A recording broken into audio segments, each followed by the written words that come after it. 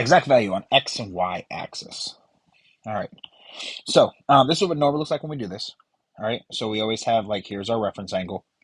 And then we have the opposite being across from it. We have the adjacent being next to it. And then we have the hypotenuse always at the same place. We have the negatives, negatives, negatives. All right. So the difference is going to happen here is we're not going to have a triangle. And so what's going to happen is, what do we do if it's not a triangle? And so if I look at this, I'm going to go kind of back and forth between these two slides for a second. Notice that instead of using adjacent and opposite and hypotenuse, I'm going to use the x direction, the y direction, and then the radius of the circle. So you can see if I go back for a second, the adjacent is always going to be the x value, the opposite is always going to be my y value, and the hypotenuse of the triangle will be my radius. So you can kind of see those two things going back and forth. Notice again, positive x, positive y, negative y. All right, so that's what we're going to look at. So the problem is going to be that instead of using opposite and hypotenuse, we're going to use this y over r. And so this is another way of understanding what sine ratios are, what cosine ratios are. So I can use the opposite and hypotenuse, and then I can actually use the y value over the r value. And that's going to be the same thing on the circle. So I'm going to use these kind of things from there and kind of talk for a minute. So opposite always being my y, my adjacent always being my x, and then my hypotenuse is always replaced with the radius. Now the reason that's going to happen is because of these on the x and y axis. Notice I'm not making a triangle. So on these four things, I can't say, okay, I'm going to subtract it from the x-axis, because it's just, there's no way I can make a triangle. If I'm at 90 degrees, I subtract it from 0, there's no triangle I can make. So what's going to happen is these are the 4 points. Over here, at 0 and 360, my x value would be r, my y value would be 0. So I'm going over the radius, and I'm not going up and down at all, so it's just 0. At 90, I'm going left and right nowhere, but I'm going up the radius. And then I get the negative on the other two. So these are the basics to kind of realize what's happening. So let's say I want to find the sine of 180 degrees. So I know that 180 degrees is right here.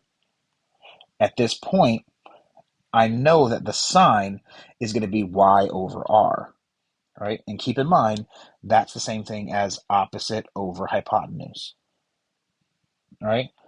So it's just knowing those two things.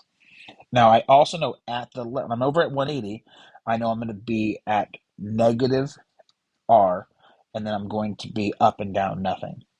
So at this point, this is my x value, this is my y value, and then remember, my radius is always equal to my radius.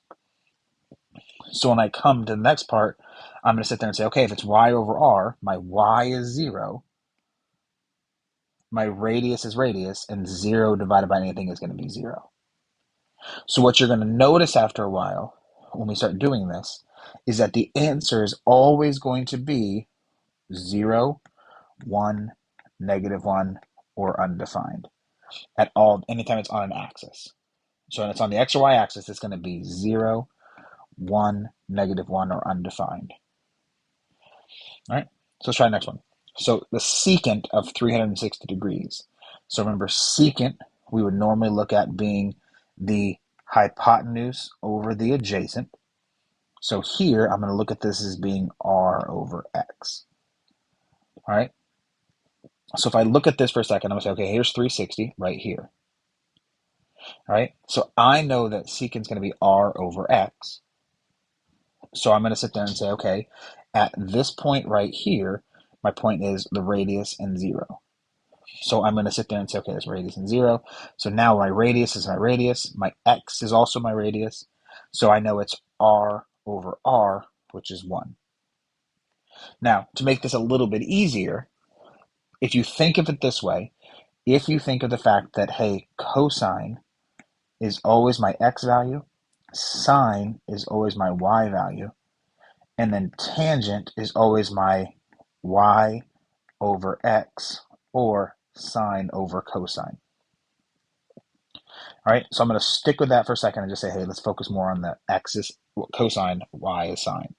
So now if I look at this circle, if I always think about that, Then if I'm on the x-axis, cosine is 1 or -1. If I'm on the y-axis, cosine would be 0.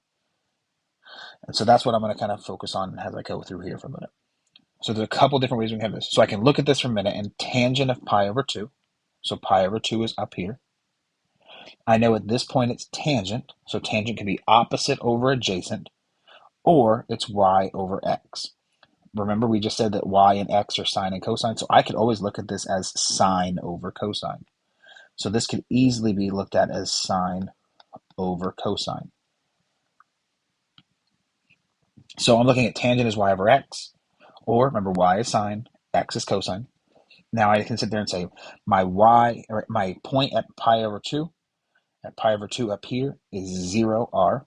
So I start the origin, I go left to right nowhere, and I go up the radius.